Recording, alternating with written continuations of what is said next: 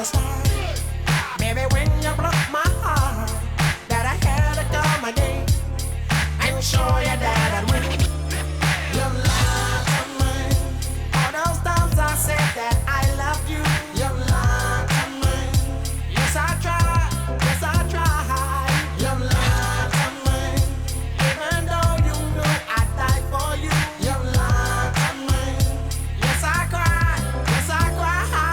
Return of the man. It is. Return of the man. Come on. Return of the man. Oh my God. You know that I've been there. Here I am. Return of the man. Once again. Return of the man. Well, we've come full circle now in the Scanline movie extravaganza trilogy, and we finished on a well, I think on a very positive note with the recent purchase that I've made of a Sony PVM monitor. Now, there's been various conversations that have gone on between fellow sort of YouTube channels that are sort of within this sort of community of retro Scanline CRT shizzle and a fair bit of banter, I suppose, really, certainly as regards to CRTs, and one of the main CRTs that I'd never really bothered with was the professional or the broadcast versions of the Sony Trinitron tube setups, which are either the PVM, which stands for Professional Video Monitor, or BVM. And I didn't actually know about the BVM ones until fairly recently, actually, and that stands for Broadcast Video Monitor. Now, actually, the BVM are of a higher quality than the PVM. The PVM are quite well known, certainly within the okay, I won't call it consumer grade market, but I suppose people like me, really. You know, I'm not an AV or broadcast editing guru. I don't know much about it, to be honest. So PVMs are well known to me, but the BVM wasn't, and the BVM is a higher quality set than the PVM. Now, there's a guy on the Shmups forum, a guy called Thurdo. His name's Tobias, and I've got to know him over the past couple of years, really, and it was really all born out of all the scalers and everything. And the guy's got an amazing site, reference site, that goes through and actually explains about all the various scalers and all the ones that I've done videos on, and a shed load more. Explains about scan lines and all the good stuff that really I've gone through as well, but in a lot more detail. The guy is really, really knowledgeable. I suspect he's forgotten more than I know. He's a real nice chap, and I'll actually put a link to his site down in the comments. Please visit it. It is an absolutely tremendous site, it really is, and I've learned so much from it, and it actually started me in that process of researching stuff and actually buying all the stuff that I've bought as regards to scalers and scan converters and all that stuff. So basically Tobias is to blame for my my disease, I think, that I've got now as regards to all this retro stuff, not the consoles, but all the video display stuff, and all the recent stuff to do with the scalers for current gen equipment. And it was quite weird, actually, because Tobias put up a thread not long ago on Shmups forum, basically stating the fact, we didn't actually state this, but basically effectively what this guy's done is that he's gone full circle, and he's come back to recently purchasing a BVM monitor. Now the strange thing is, and I did piss myself when I did this. Well, I pissed myself after the fact of what I did, and actually what I ended up doing, and what I actually ended up saying and agreeing with. But when Tobias put some pictures up of these of one of these BVM monitors in all its glorious detail, working with a game, I looked at it. I looked at the picture, and I thought, well, that looks crap. That does. It looks too sharp, way too sharp. And the problem with pictures, you know, still images, they never really do justice, certainly for video games, you know. And they don't always tell the full picture. Well, they certainly never tell the, you know, they never tell the full picture in reality. And I made an absolute stupid remark to Tobias about the quality of this, saying, "Oh, that don't look right. It's too sharp," and basically you can stick it up your ass. And it wasn't long after that I thought, sorry, I've got to get a PVM, and I've been looking for one for some time, but finding one local to me that I've got to travel miles and finding the right one at the right price isn't always easy. Well, anyway, I was on eBay. I managed to bag one, which is the one that I've shown at the start of this video, and it's actually a 14-inch version of the PVM range, which is quite small. I wouldn't normally go for a monitor that big, sorry, that small even, because it's not actually that big. But I thought, well, I've got all my other CRTs anyway, and I probably won't use it that much, so if it's small, I've got more chance of keeping it in the house, else it'll just end up either down the tip after I've done the video, or I'll end up sticking it in the garage. So I thought, sorry, I'll go for the 14-inch one. It looked a decent monitor. I only paid about £30 for it. I think I went to pick it up, so I didn't have to pay for any delivery or anything like that. And with the PVMs, there are various technical specs you can get. The one that I've got is, oh Christ, I'll put the model number in the comment of the video. Sorry, I forgot who it was off the top of my head. But is it a PVM 14M4E or something like that? I don't know. But it is one of the later PVM models, and it's actually a high resolution as regards to the amount of lines that it can produce on the screen, and it actually goes up to 800 lines, which in theory would mean it's got a smaller dot pitch point. Is it dot pitch or pitch dot pitch point? I can't remember what it's called now specifically, but basically the image should be sharper than a normal PVM. And normal PVMs are either 500 or 600 lines. This one, like I said, it is an 800 line, and the BVMs go, I think, over 1,000, or they can go to 1,000 or higher than 1,000, but they can go, but they are higher, and they're even better quality.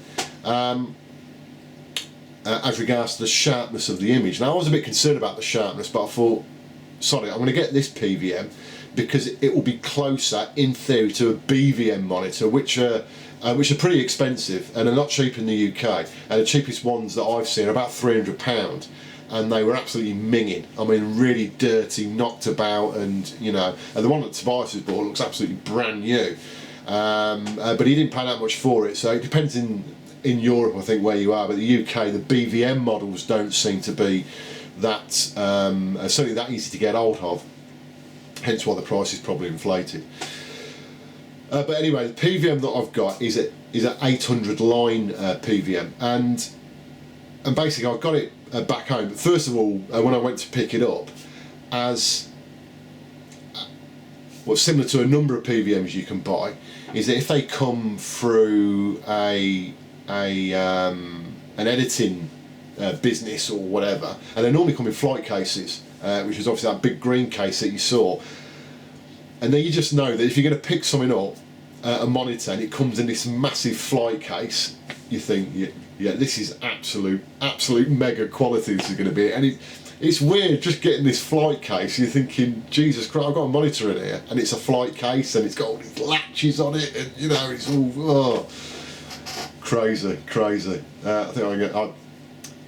I certainly think I need to go and see a doctor. But anyway, I plugged the monitor in and set it up with a console. I can't remember what it was at the time. I think it was PC Engine or I can't think. Oh no, it wasn't. It was PlayStation 2, and it was a 240p game. And I've got to be honest, the image just blew my brains. It absolutely blew my brains apart. So sharp. I mean, obviously it helps that it's on a 14-inch monitor as well, because it normally makes things look a lot sharper. But just such a stunning picture. I mean, my Sony CRTs, the Trintron tubes, tubes that you've seen recent videos of, and obviously the one that's behind me now. For normal consumer grade tubes and chassis, and they are pretty good. But I tell you what, you put one of them next to this PVM, and this 800 line PVM, it just, I mean, it makes the Sony consumer CRT look absolutely utter shit. I mean that is no exaggeration at all. It really isn't an exaggeration. I'm not making that up. I'm not over egging it. The quality of the geometry, of the convergence, of the focus, the shot, it is a completely different world of clarity. It really is. And the actual BVM ones are actually a step up from the PVMs. So even if you get an 800 line PVM, if you went and bought a BVM, it's another step up again. Well, anyway, I took a picture of the screen quality with the Scanline, and it's just so crystal sharp. It's unbelievable.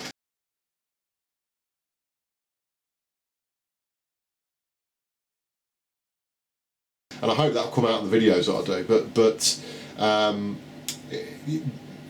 yeah, I'll put a picture up on Tobias's thread, and he immediately jumped on it and said, right, would you like to tell me what difference there is between what between the shit picture that you said that I produced on my PVM and the picture you just put up? And I just laughed, because I had to put my hands up and say, yeah, I was actually talking shit. I shouldn't have said what I said.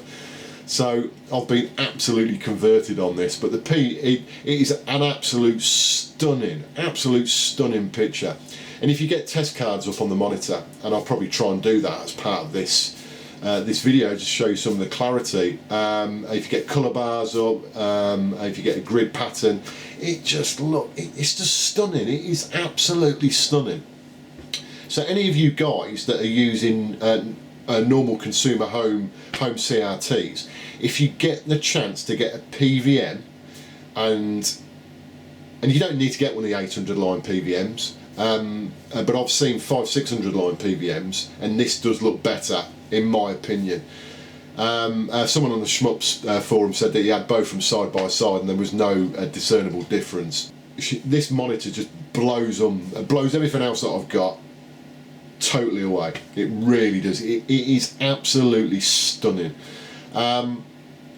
Actually, to the point that I'm going to look now to get a 20-inch one, because I really need the full effect of a 20-inch TV.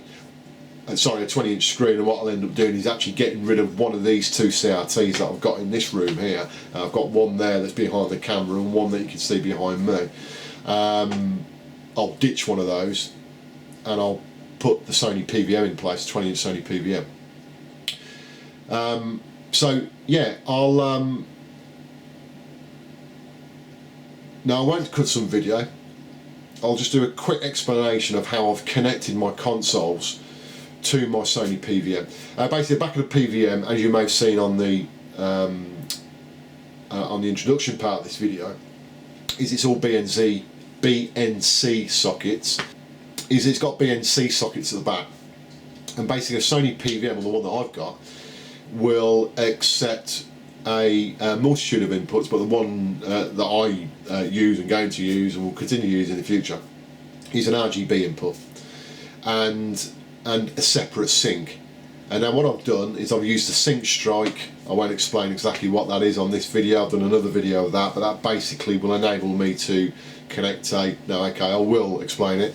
It enables me to connect a SCART lead connector from a console, and it basically splits out the signal into a D sub 15 output, which is commonly a VGA, Super VGA type connector, and then I've got an actual lead that goes from a D sub 15 out to 5 BNC sockets, one for red, one for green, one for blue, one for horizontal, one for vertical sync. Now, because this monitor accepts a composite sync, that means I connect RGB and H-Sync to the back of the PVM. So that's 4 of the BNCs that I use. So that's basically coming from the sync strike, and it's a nice clean signal, it's a clean sync signal that the PVM will accept, and it displays the image. So that's how I connect. I use the sync strike, which is just a fantastic a device in my opinion. I use it so much nowadays. It's a pivotal part to my connection method that I use on various things, but that's basically what I use for this PVM. It's very easy, plug and play. You've got an horrendous amount of adjustability on the PVM itself. You've got focus actually on the front of this PVM model I've got. You've got contrast, you've got brightness, and you've got some various other odds and sods to do with the selection of the inputs, etc. And you've also got a service menu as well. And you can get into the advanced service menu. You've got a service menu, and then you've got an advanced service menu. And you can change all the geometry, I mean, you can change everything about the monitor virtually. And so it's really useful in that way. I have altered the geometry slightly, but only as regards to the picture shift from left to right. And again, with a lot of the CRTs, you've got to get a happy medium, because it will be different for different games, possibly even on the same console. It will certainly be different for different consoles, so you've got to get a happy medium somewhere, and I've sort of got that. So you've got fantastic adjustability, an absolutely unbelievable image in a case, really, a case around that is perfectly square, so you can rotate it with absolute ease. Got no problem rotating it, and it's easy to rotate. And actually, that's the major benefit of 14-inch. You don't have to pull your back out, rotating it or picking it up, because it is extremely lightweight compared to a 20-inch. So that's one of the advantages of a 14-inch, and it's smaller. It takes up a smaller footprint. So that's a bit of a sort of resume of where we are and a bit about the PVM. If you've got any questions at all, guys, about the PVM or PVMs in general, I'll try and help. Please drop any comments in the video itself, and I'll cut straight to some video now, just showing you some screen scanline porn. Hope you enjoy the video, guys. I'll speak to you again soon.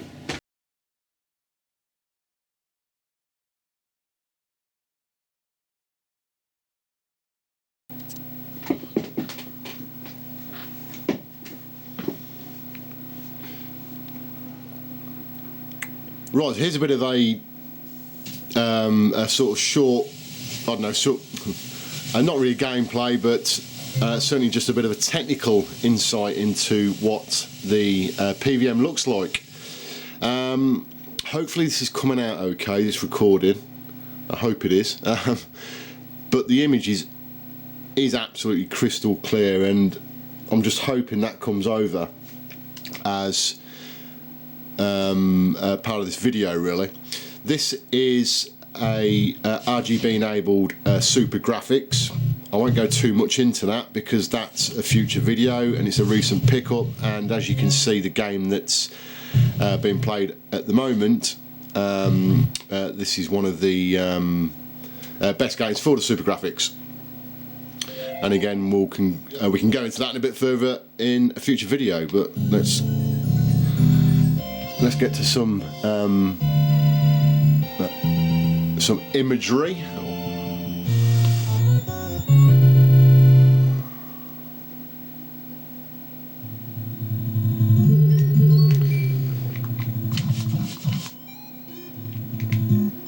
And this is an absolutely fantastic game, it really is. Ugh. It's almost worth getting this console just for this one game, in my opinion, because it is absolutely tremendous. Absolutely love it. Now, I'm quite a fan of the Super Ghouls and Ghosts and all that, like, anyway, so, and Ghosts and Goblins in the arcade, and I've got the arcade versions, but this is a brilliant port. But anyway, enough of that. Hopefully, oh, you bastard. The worst weapon in the whole world. Yeah, hopefully the clarity of the image is coming over. If it's not, then it's going to be a pretty pointless video. Well, I'm not going to bother doing much more on that, but hopefully that's given you a bit of insight. What I'm going to do now is I'm going to flip to some test information like test card, test grid, etc. Just to show you things like the convergence quality, the focus, lack of colour bleed, etc. On this specific tube. So like I said, hopefully that's given you a bit of an insight into the video image of what they actually look like, these PVMs, when you're actually playing the games. But obviously, you know, until you see this in real life, face to face, you can't really appreciate it for what it is. But there you go. So here we have the first test pattern up, which is what they call a test grid, and this is supposed to show you a couple of things actually. One of the things is to do with general geometry, and the actual and now I know the geometry of the screen at the moment isn't set 100% for the video signal it's been given, i.e. You've got a complete box that's coming round this side and this side, but it's slightly disappeared that side and slightly disappeared that side. I could get rid of that if I went to geometry settings, but this is just to show you the sort of general clarity and uniformity or conformity of the actual tube itself as regards to the way that it presents the image to the screen. The fact is that there is no side compression at all, and there's no top and bottom compression on it, because all these squares are all evenly sized. And the fact you got straight line, or virtually a straight line, going up the side and across the top, and you would do on that side as well, and obviously across the bottom if I'd sort of shrunk the picture slightly. It just shows how good the geometry is. Something else you can see with the naked eye, you probably won't pick it up with the picture, is the fact that you can start to look to see if there's any convergence issues, which is when the red, green and blue guns don't converge on the same point or the same points on the screen, and you get a slight blurring and a bit of a rainbow effect really on certain lines, and you can normally see it on a red or a white line. Now if I get really close to the screen, I can see a very minor, and I mean minor, convergence issue, but it's so slight it's unbelievable. My Sony CRT TV wouldn't look anywhere near as clear as this, nor do my arcade monitors. This is, I wouldn't say it's as good as it gets, because the BVMs will be clearer, but this is virtually as good as it gets. It is so clear in the geometry. It's unbelievable, really. Right, now this image here is to test for colour bleed, and to be fair, I'll be surprised if the camera picks this up at all as regards to being really sharp, but it is absolutely pin sharp on the screen with the naked eye. Sometimes on monitors you will get some form of colour bleed on either the red bar or the blue bar, and what that does is you've actually got some lines going down, some vertical scan lines coming down here. Sorry, they're not vertical scan lines, vertical black lines. They're not scan lines, vertical black lines. And what you tend to get is, if you get a bit of a blur issue, focus issue on one of the guns, those vertical black lines, you might be able to make them out on the video actually, but normally they start to blur. So basically you'll get a red, you get the red colour block, but you won't be able to see the black lines in between, and you get the same on the blue. Well, each one of these colour blocks is vibrant, and you've also got the black vertical lines running all the way across on every single colour block. So it really is that sharp. Now this is your